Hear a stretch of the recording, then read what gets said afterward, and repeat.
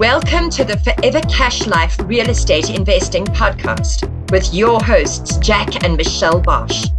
Together, let's uncover the secrets to building true wealth through real estate and living a purpose-driven life.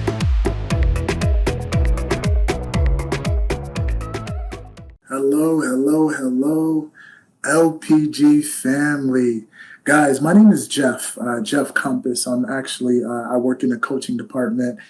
The topic that we're looking to talk about is really all about your VAs, talking about the VAs and actually should, the $1 million question, right? Should your VA talk to your buyers? I'm going to jump into that. Super excited about that. For those who don't know, I'm a part of the Land Profit Generator. If you're in this group, you should know, but some who don't, where we learn how to take dirt and flip it and, sell it to somebody who could definitely take advantage of it, whether it be builder, mom and pop, different types of buyers, but we just get it under contract and sell it to those buyers.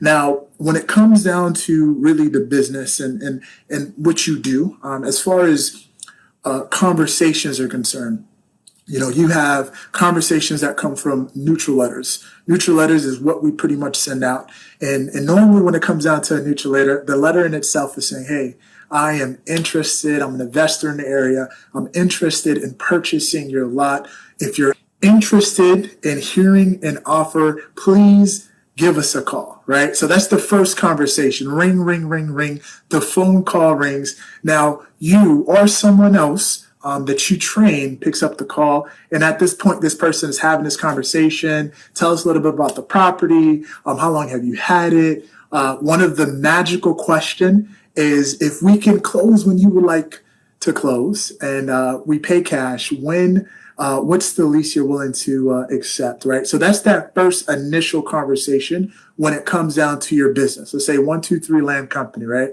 So that has in itself its own phone number.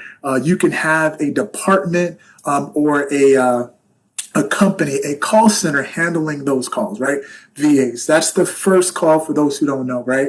And then you move on to a second tier. And when it comes down to my business, my neutral letter calls were the first calls that I outsourced, first calls that I had a VA, first calls that I had some help with, because the amount of calls that comes in, they could be hundreds over a period of time, and that's something that if you're unable to handle all the calls and you want to outsource, it's either you got time or money, right? If you don't have the time, then that's when you leverage the money and be able to get more time and pay someone else for their time. But those first conversations are pretty much, sometimes they're tire kickers. Sometimes they're individuals who, hey, I know my property is probably worth $10,000, but I want $1 million for it, right? We still want to send an offer, but you don't want to use your time only on those conversations. And then there's a different tier of conversations. I really like the second tier or the second number of conversations, right? Being that I have a sales background, one thing that I learned is you make money when you buy, not when you sell, right? You buy it right, selling becomes easy. The second type of conversation that you have, so you send out the neutral letters, people call back and say, hey, listen, I want an offer. And then they receive your offer. That's when the games begins, ladies and gentlemen, right? You want $1 million. Your property's probably worth $10,000. I'm going to offer an amount that I feel comfortable with. And now when you call me that second, it's not the same number because I don't want you to speak to the neutral. The neutral letter is like, hey, let me get some information. The second number, at this point, you've seen my number. Right? You've seen what we want to offer. You've seen when we're looking to close. You see that it's all cash.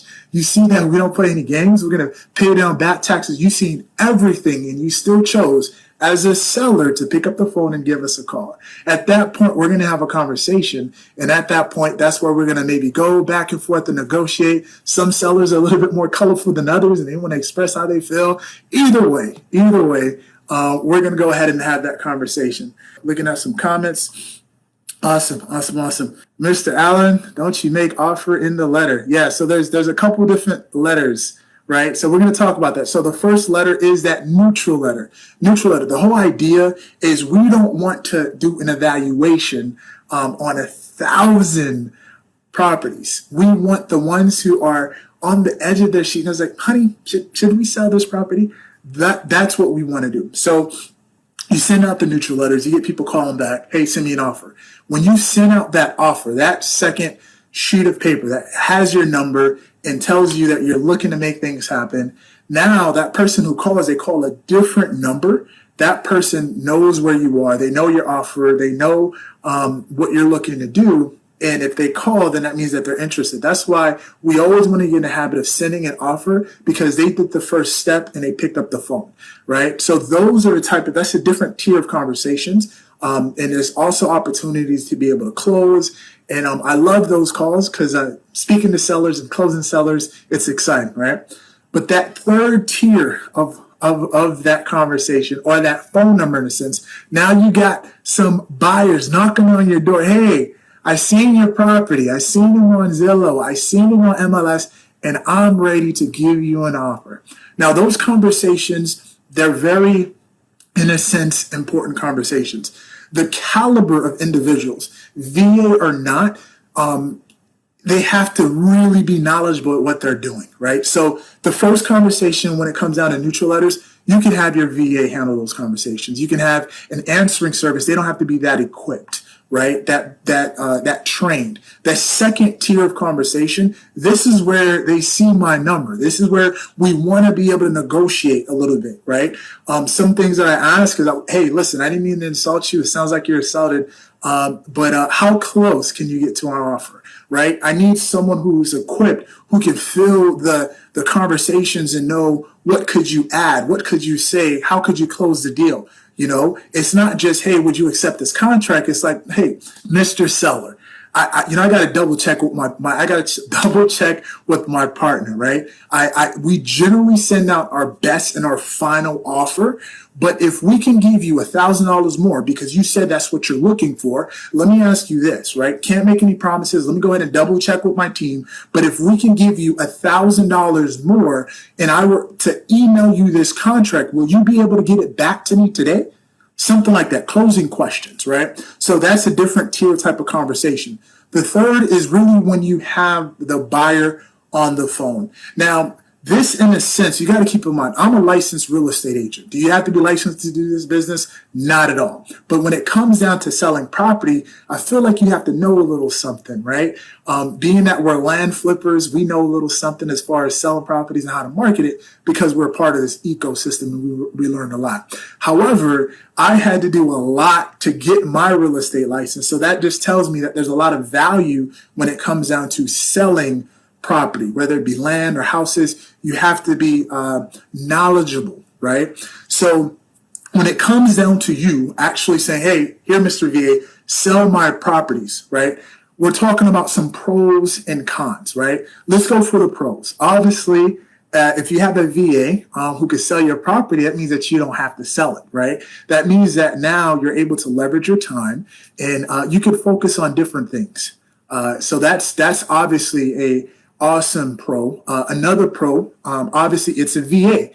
Some decide to use a real estate agent where, depending on what you negotiate, you might be paying that real estate agent that fee anywhere from 6, 7, 8, 10% of your listing price, or what the property sell for. So that's going to be a chunk of change that's actually come out, right? So the pro to having your VA handle those type of conversations is you're not having to pay out that type of money, right? Now, the con to you having a VA handling that is, for one, right?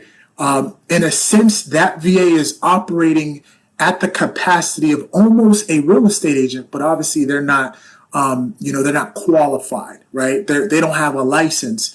So the conversations, in a sense, have to be delicate. Want to be able to navigate them and so on and so forth.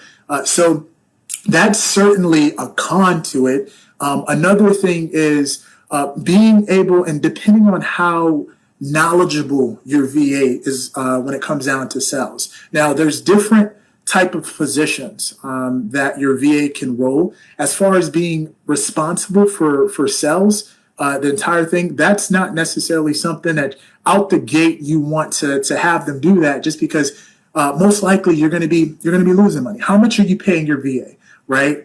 Typically, on average, you might be paying an hourly rate for a VA from $5, $6, $7, $8, $9, $10 an hour.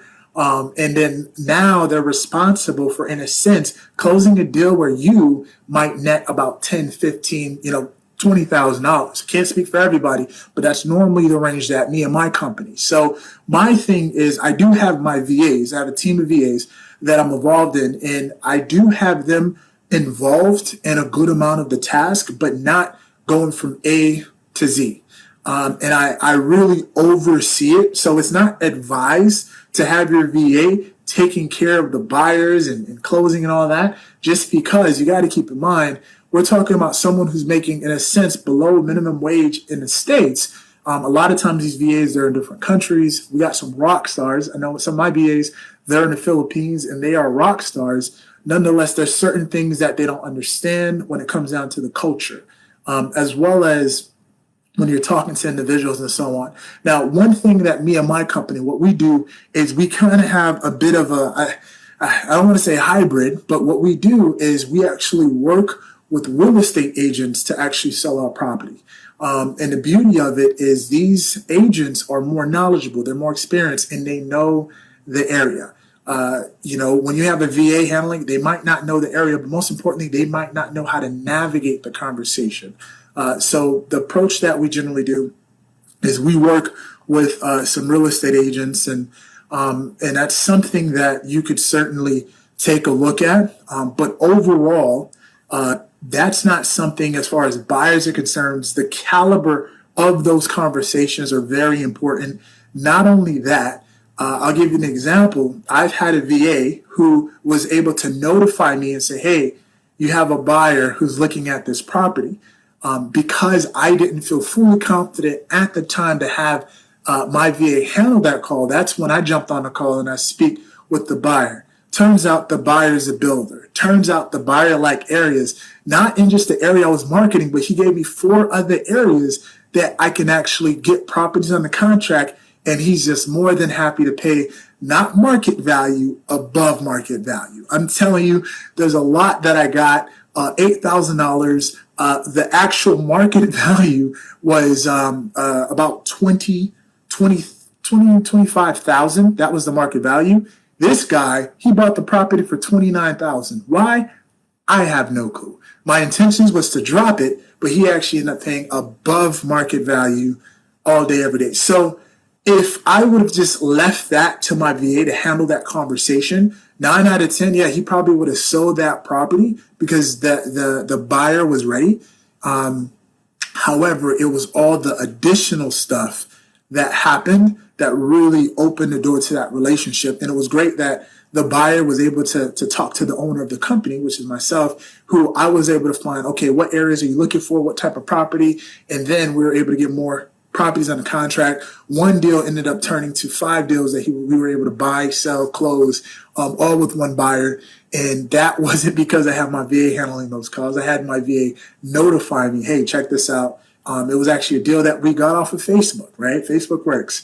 So all that to say, to kind of get back to the conversation of when it comes down to my VA, should I have them deal with the buyers? The buyers, that's money in your pocket, guys. People now can say, hey, I seen all your ad, or I seen your ad and I'm interested. You don't want to put someone in a position that can fumble a deal, right? That's something that you have to be mindful of. Now, in the event that you do have someone who you've trained, who you've put in the time, who, they have your heartbeat and they really understand how you do business, what you're looking to do, at that point, you make that executive decision. You make that choice for you and your business and how you navigate. Be aware of the risk and so on and so forth. But that's something that you guys could actually do. But out the gate, definitely wouldn't advise it. Over time, certainly develop the relationships as far as that. And it's a tricky subject, especially when you come, you have realtors. And in a sense, Some realtors are a lot better than others. Some are more hands-on than others. But the reality of it is you might have some realtors who might feel some way, if they were to find out. But nonetheless, that's none of your business. Doesn't matter how they feel.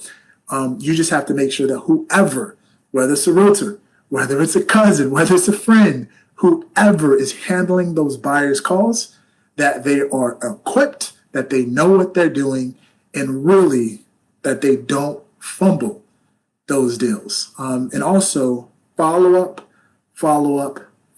is key. So certainly something, it's been great, great that we connected. Again, my name is Jeff Compas. I am a part of the coaching team. If you know me, I look forward to connecting with you further. If not, it's been my pleasure to be able to connect with you guys. And I hope you enjoy the rest of your day.